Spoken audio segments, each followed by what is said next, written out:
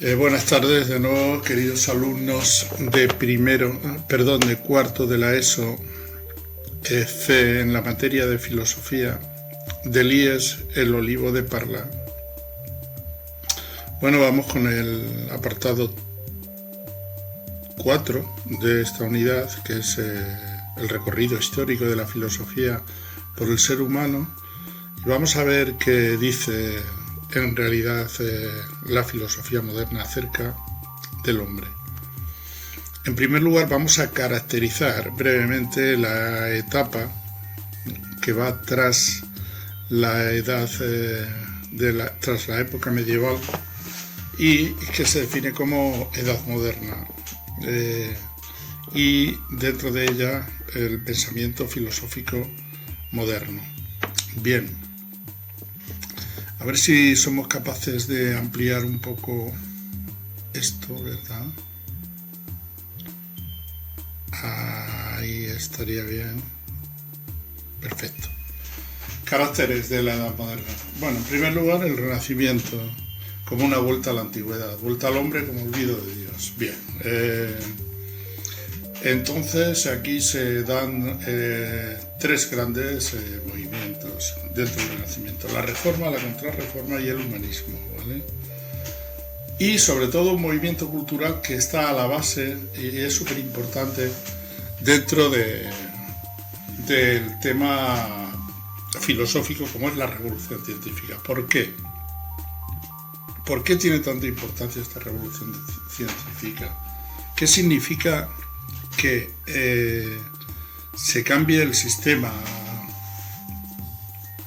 geocéntrico, es decir, aquel sistema astronómico que consideraba que la Tierra era el centro, ¿verdad?, del universo, con el sistema heliocéntrico propuesto ya en la antigüedad por Aristarco y sobre todo en la revolución científica ya por Copérnico, por lo cual sería el Sol el centro del universo. El Sol todavía en el sistema copérnico se consideraba como un planeta, ¿verdad? Y la Tierra sería directamente pues otro planeta más, ¿no?, dentro de nuestra galaxia.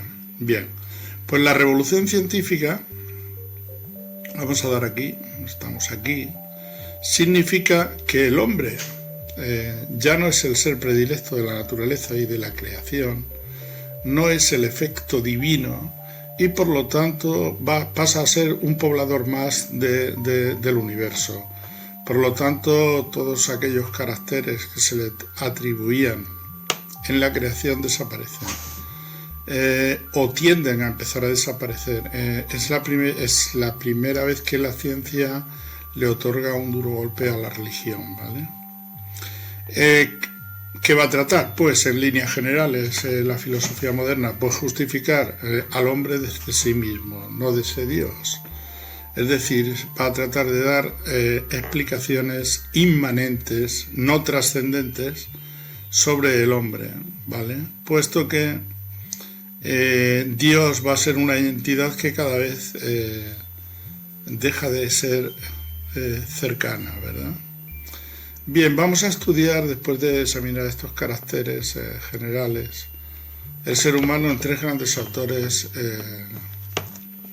modernos, como son el representante del racionalismo, Renato Descartes, muere en 1650, ahí lo tenéis. Después lo veremos en David Hume, que es el representante del empirismo británico. Y por último lo veremos en el idealismo trascendental de Kant, que fusiona los elementos más sorprendentes del racionalismo y del empirismo en un sistema único y genial. Bien, vamos con Descartes, brevemente porque ya hemos hablado bastante en clase de Descartes. Vamos a ponerlo aquí en el centro, ¿verdad? Abrimos un poquito para que se vea. Ahí. Bien. Descartes trata de salvar la libertad del ser humano ante todo, porque realmente su sistema es un sistema que se llama mecanicismo. Es decir, todo se explica, la naturaleza, el ser humano, desde el punto de vista de la máquina, de los engranajes. Es algo, digamos, puramente mecánico. De manera que, sin embargo, reconoce Descartes en el hombre los actos voluntarios, es decir, la naturaleza libre del ser humano. Por lo tanto, coloca como otra sustancia, aparte de la sustancia material o extensa, la sustancia espiritual, lo que llaman la res cogita, puesto que el hombre tiene actos voluntarios y los reconoce en el hombre. Si el hombre reconoce por su razón los actos voluntarios y los involuntarios también, ¿verdad? De alguna manera tiene que haber una incidencia, una unión entre cuerpo y alma. Y esta unión entre las dos sustancias se va a dar en el cerebro, en una parte que Descartes llama la glándula pineal. Bueno, independientemente de este artilugio, aquí lo que se trata de ver es que Descartes vuelve de alguna manera a aquel dualismo antropológico que vimos en Platón, y que a partir de esta teoría suya sobre el hombre van a surgir dos grandes corrientes: el espiritualismo o filosofía de la mente, que va a estudiar sobre todo los procesos mentales, y la parte que se va a dedicar puramente a las materias y a sus relaciones puramente geométricas, que va a ser, y atómicas, que va a ser la teoría materialista. Bien, eso por un lado.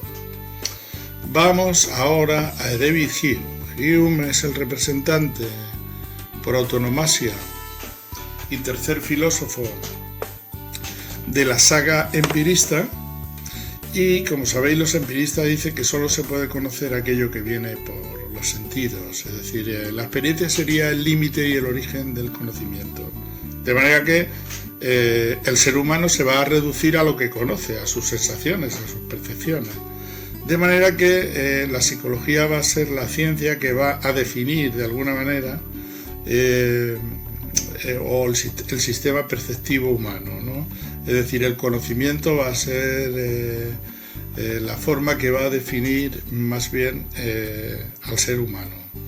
Y el ser humano se va a reducir a una haz de percepciones, que es el conocimiento que yo puedo tener de mí mismo, lo que conozco.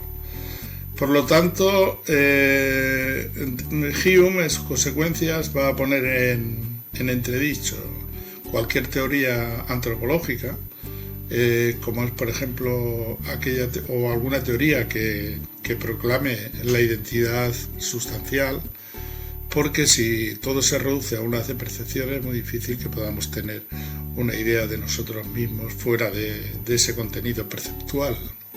Bien, entonces su sistema va a caer en cierto escepticismo. Bien, Kant, en su crítica de la razón práctica, va a intentar fundamentar una teoría del hombre basada en la libertad, en la autonomía, responsabilidad y dignidad. A partir de Kant cobra sentido el concepto de dignidad humana. Kant, en su crítica de la razón pura, va a postular, es decir, no va a demostrar, pero sí va a hacer necesaria de alguna manera que se piense en la inmortalidad del alma, en la existencia de Dios y, sobre todo, en la existencia de la libertad humana, en el momento que el hombre puede decidir entre regirse por el deber en una acción o no. Bien, por último, decir que Kant absorbe en su sistema, en su teoría del conocimiento, los elementos que encuentra más importantes de la teoría racionalista, y también incorpora los elementos de la teoría empirista, haciendo una síntesis genial de ambas corrientes. Bueno, ya la próxima vez hablaremos, el próximo día, de la filosofía contemporánea o del ser humano bajo la influencia de la filosofía contemporánea. Gracias.